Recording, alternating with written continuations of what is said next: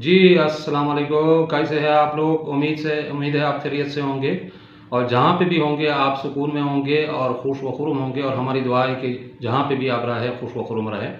नाज़रीन, आज हम एक नए मटेरियल के साथ हाज़िर हैं और दुनिया में बड़ी-बड़ी तब्दीलियाँ हो रही है।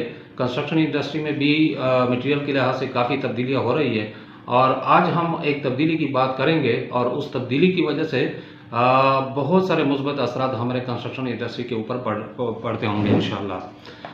नाज़रीन, आज जो हम बात कर रहे हैं वो एक नई मटेरियल है। नाम आप लोगों ने सुना होगा, फ्लाई ऐश ब्रिक।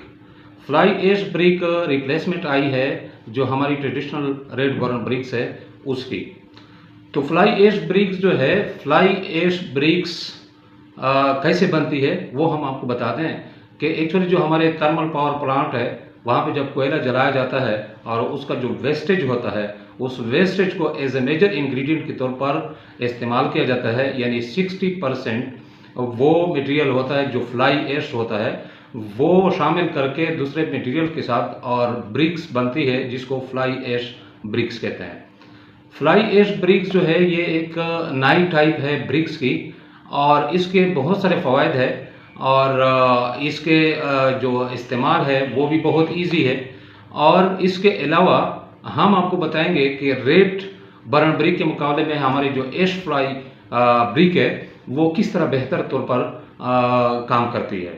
तो नाज़रीन, आइए चलते हैं और हम आपको बताते हैं कि कम से कम 6 डिफरेंसेस है हमारे रेड बर्न ब्रिक्स में और फ्लाई ऐश ब्रिक्स में। फ्लाई ऐश ब्रिक्स जो है वो कास्ट इफेक्टिव है। कास्ट इफेक्टिव कैसे है कि ये इंतहाई स्मूथ होती है। इसके अलावा जो इसका रेट है मे भी कि ये रेट जो है ना दूसरे रेड बर्न ब्रिक्स के बराबर हो, लेकिन ओवरऑल इसका जो असर है कास्ट की वजह से वो तकरीबन 10 to 20% कास्ट के ऊपर इसका असर होता है और इसके इस्तेमाल करने से अपने कंस्ट्रक्शन कास्ट को 10 से 20% तक आप कम कर सकते हैं। कैसे? ये एक स्मूथ मटेरियल है, इसके ऊपर प्लास्टर की अवल तो ज़रूरत नहीं होती है। अगर आप सही स्किलफुली इसको इस्तेमाल करें तो आपको प्लास्टर की कोई ज़रूरत नहीं है। आप इसी के ऊपर पेंट कर सकते हैं, आप इसी के ऊपर जो है वाल पुटी करके इसकी फिलिंग करके और आप जो है ना डायरेक्टली इसके ऊपर पेंट कर सकते हैं। तो आपके प्लास्टर के एक्सपेंसेस जो है वो बिल्कुल ख़त्म हो जाते हैं। या फिर अगर स्किलफुली इस्तेमाल नहीं हुआ है तो थोड़ी बहुत एक 3 लेयर प्लास्टर की करके आप इसको फिनिश कर सकते हैं। एक दूसरी चीज़ ये है कि इसमें जो मार्टर इस्तेमाल होता है, जो बाइंडिंग मटेरियल इस्तेमाल होता है वो रेड बर्न ब्रिक्स के मुकाबले में बहुत कम होता है। और क्योंकि इसके जॉइंट्स बड़े बारीक होते हैं, इसके जो एजेस होते हैं वो बड़े शार्प्स होते हैं, इसके जो डायमेंशन होते हैं वो बड़े शार्प होते हैं, जिसकी वजह से जो ग्राउट है वो बहुत ही कम इस्तेमाल होती है, तो उसका भी खर्चा कम हो जाता है। तो कास्ट इफेक्टिव तो है ही, इसके साथ साथ हम आपको ये बताते चलें कि ये लाइट वेट भी होता है। अगर ये सही तरीके से बनी हुई हो, फ्लाई ऐश सही मकदार में इसमें मिली हुई हो, तो ये रेड बर्न ब्रिक्स के मुकाबले में कम वजन रखती है। कैसे? हमारे रेड बर्न ब्रिक का जो वजन है वो 3 से लेकर 3.5 किलो तक होता है, लेकिन जो फ्लाई ऐश ब्रिक है वो 2.6 केजी होता है। ओरिजिनल अगर सही तरीके से फ्लाई ऐश ब्रिक आपको मिल जाए तो लाइट वेट होती है। उसको लाइट वेट का फायदा क्या है कि उसको हैंडल करना आसान होता है, उसको मूव करना आसान होता है, जिसकी वजह से आपका जो लेबर है वो कम हो जाती है। लेबर के चार्जेस जो है ना वो कम पड़ सकते हैं इसकी लाइट वेट की वजह से। दूसरा लाइट वेट का ये फायदा होता है कि आपको पता है हर साल का एक बियरिंग कैपेसिटी होती है। अगर आप दूसरे ब्रिक का इस्तेमाल करते हैं, चूंकि उसका वजन ज्यादा होता है तो जमीन के ऊपर उसका वेट ज्यादा पड़ता है जो स्ट्रक्चर है, लेकिन इसकी वजह से आपके लोड के ऊपर, आपके स्ट्रक्चर के ऊपर इसका ज्यादा लोड नहीं होता है, बिकॉज ये एक लाइट वेट मटेरियल है।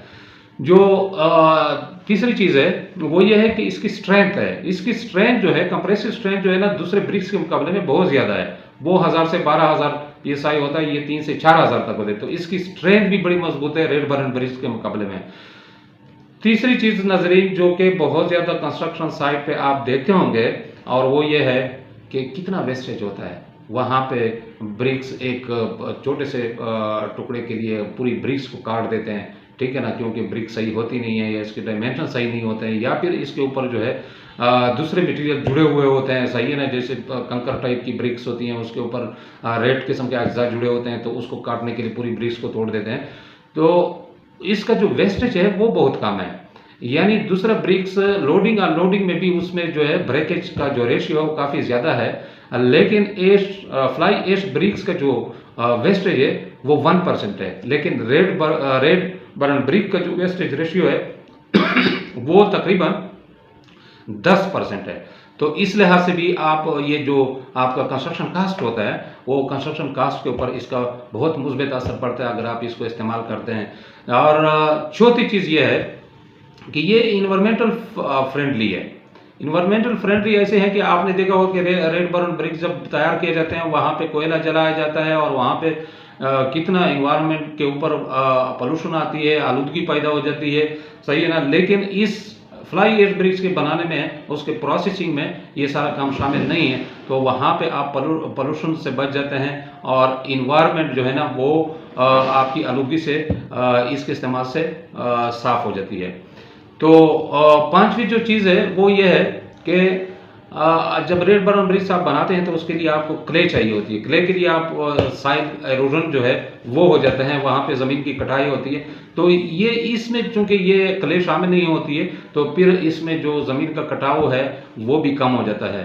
और छठी चीज़ ये है कि फ्लाई एश बेहतरीन इंसुलेटर है, नॉइस के लिहाज से भी और हीट के लिहाज से भी। हमारी जो दूसरी रेड बर्न ब्रिक्स है वो काफ़ी ज़्यादा में हीट को एब्जॉर्ब कर लेती है और फिर रात के वक्त जो है ना उसका अखराज होता है, तो उसकी वजह से पूरे घर का जो टेम्परेचर होता है वो काफ़ी ज़्यादा होता है, खासकर दिन के टाइम में। लेकिन फ्लाई एश ब्रिक की वजह से ये बहुत ज़्यादा कम हो जाता है। तो ये इन्वायरमेंटल फ्रेंडली है, कास्ट इफेक्टिव है, लाइट वेट है। इसके अलावा इसका जो वेस्टेज है वो बहुत कम है। इसके अलावा ये इज इंसुलेटर काम कर लेता है। इसके अलावा इसका जो प्राइस है वो भी दूसरे ब्रिक्स के मुकाबले में बहुत कम है। नाज़रीन, ये हम आपको इसलिए बता रहे हैं कि आजकल महंगाई का दौर है और हमें नए मटेरियल की तलाश करनी चाहिए। ये एक नया मटेरियल है, अगरचे मार्केट में ये अवेलेबल है लेकिन इतना ज़्यादा मकदार में अभी इस्तेमाल नहीं हो रहा है।